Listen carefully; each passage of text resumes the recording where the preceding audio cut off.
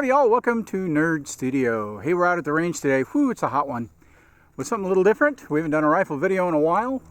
This here is the Ruger Ranch rifle, or the Mini-14. This one is chambered in 5.56 NATO, or 223 if you like to shoot that, which we're going to shoot some.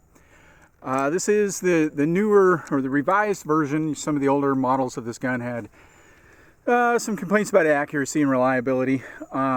This gun has been probably too MOA accurate for me, and reliable as heck. I can pretty much put anything through it. I'll try and put a date on when the cutoff was between the two versions of the Ranch rifle. We've got the Nikon P223 scope on here.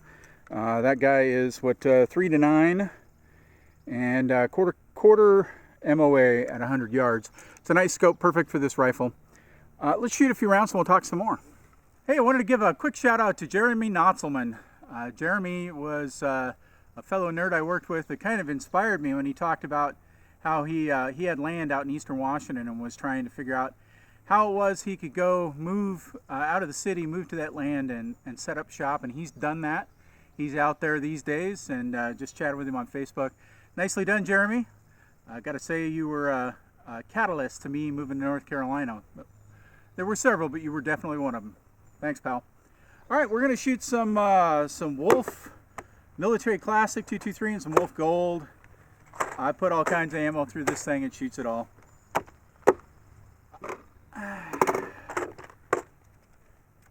Ooh, those magazines get hot sitting out here in the sun.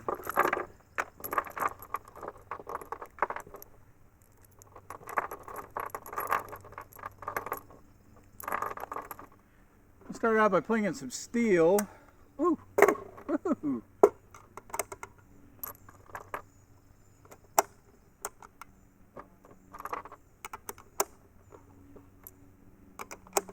Then we'll put it on paper and see what the accuracy is. Now, I haven't actually sighted this gun in a while, so we'll see how it is. Right now, this is by far my favorite gun to shoot out of everything that I've got. I like shooting it just because it has the classic feel. It's got a wood stock, all that weight to it. You just feel like you're shooting a rifle. Not that ARs aren't fun, and I love shooting the Tavor and all that stuff, but sometimes there's just nothing like grabbing a good old-fashioned rifle and putting rounds down range. This makes a great varmint gun. It's fantastic for throwing in the truck. Sturdy. Great stuff for the field. If I get that groundhog out here while I'm shooting, he may go down today. Alright, there's 20 rounds. One problem with this gun, the magazines, if you buy factory magazines, are pretty expensive. We're going to try out this, who makes this thing? Patent Pending makes it. Now it's a Tapco mag for this gun. We'll try that out today, see if we get any luck with it. Alright. The other fun thing about this gun is that it's based on the M1 action, and that's just makes you think of the M1 Garand.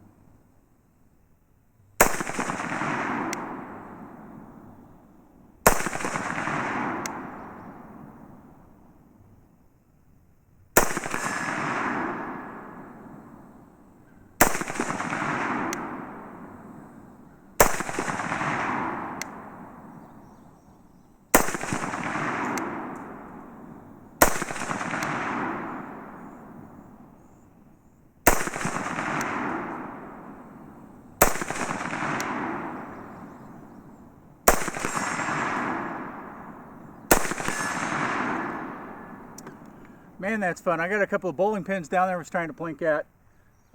Let's put some wolf gold in it and see what kind of group it shoots. Now, I'm by no means a marksman. I'm not a, just a dedicated long-range shooter. To me, a gun I consider its accuracy what it will do when the barrel's hot. What can I do when I want to send 60 rounds downrange? To me, that's the accuracy of the gun. This shoot 3 rounds and mop the barrel and let it cool. If you're a hunter, if you're a long-range hunter, you're going to go out and you're going to hunt, mountain goats or mountain sheep or whatever that is, and you need to be able to shoot from long distances, and that stuff's important, and I get that. But for what I want to use it for shooting groundhogs, for plinking, the accuracy, in my opinion, is what it will do after, I've been out for several hours of sending rounds downrange.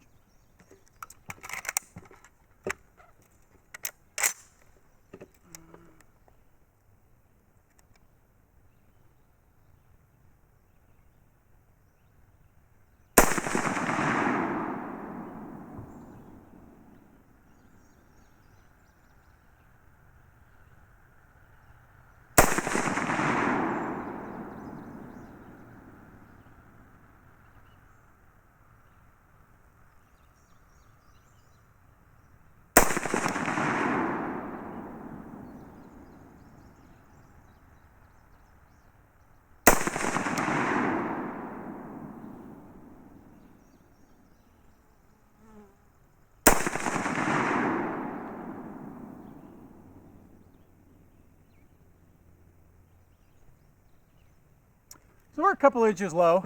I'm going to go ahead and adjust for that, and then we'll pling it again.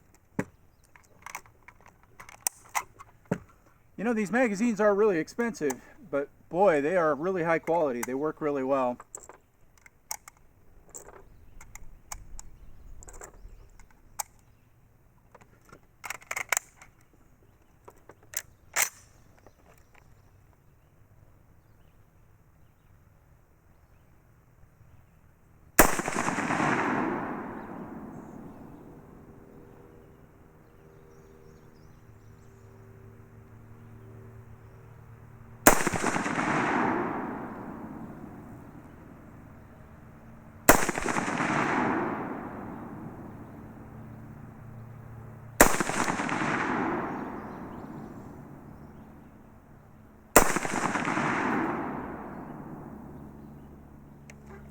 Yep, I think that's good. I'm going to go ahead and zero this guy back down. And I think we're golden. Let's have some fun. Let's try this Tabco magazine out. I haven't tried that yet. Now let's get a new box going here. It is a great day to be at the range.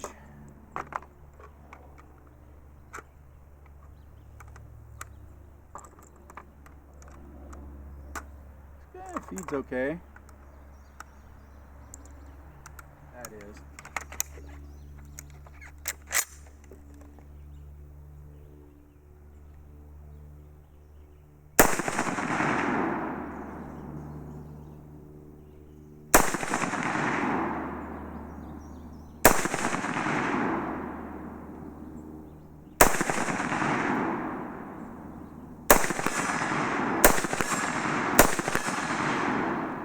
Yeah, that magazine seems to feed okay. Let's see if we can get a few more rounds in it.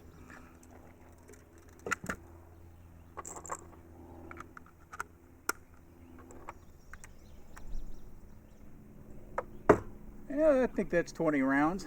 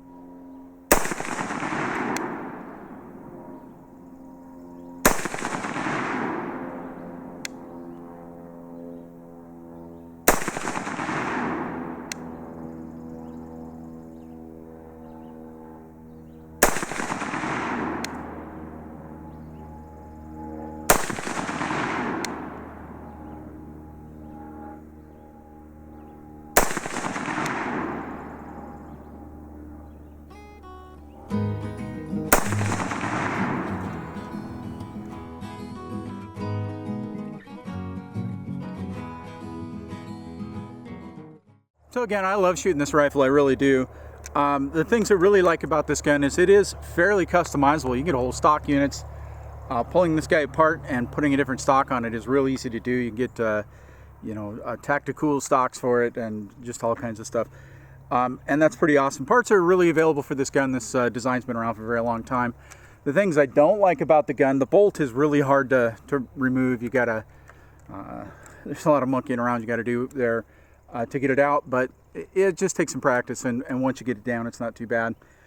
It is a gas piston system, so cleaning it is somewhat less critical. These gas guns, I normally clean them, give them a really good cleaning about every, I don't know, 600 or 700 rounds. I'm not using this to defend my life. I would take it out though, without question, and shoot coyotes with it, or groundhogs, or you know, whatever I got to do.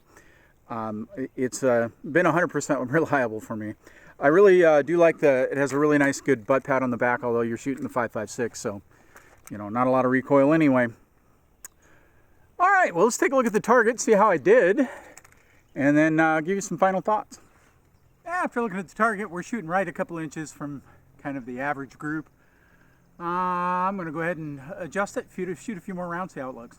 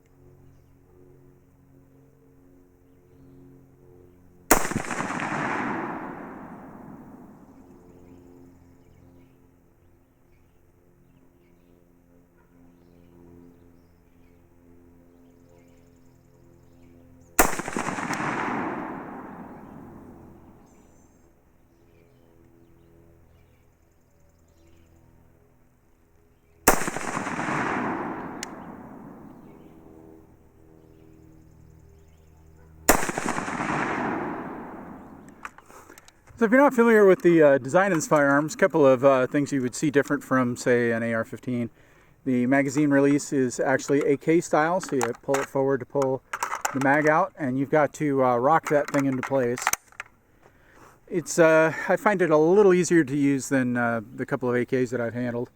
The safety is here on the trigger guard, so that's safe. When you're ready to fire, you flip it forward with your finger.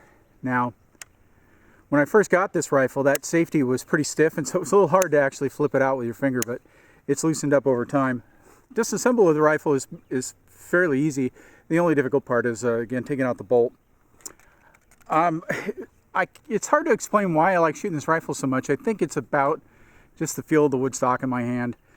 On top of that, for $600-700, you're getting a really serviceable knocking around gun, plinking gun. Yeah, you're not going to take it out and shoot, you know, sub 1 inch groups at 200 yards or anything with it. It's not that kind of gun. But if you get some steel plates or a target, you got 100 yards to shoot, you want to set up some bowling pins and go at it. This gun's fantastic, and it's so much fun to do. You can get the capacity like an AR. You're shooting the same rounds that you do out of the fun guns. In my opinion, it's you know, kind of the thing that it's the gun that crosses both worlds. It's a fun gun, shoots a fun gun cartridge. It's accurate like a fun gun, but it still gives you that feeling of shooting a rifle in your hands. That classic grandpappy's hunting rifle. Anyway, if you've got the money and you want a little nostalgia, you can't go wrong with the Mini-14. It's a kick in the pants. All right, folks, always remember, hey, anyone can shoot. Anyone can shoot and have fun. And you can shoot this darn ranch rifle all day long. It's a blast. We'll see you next time. Yeehaw!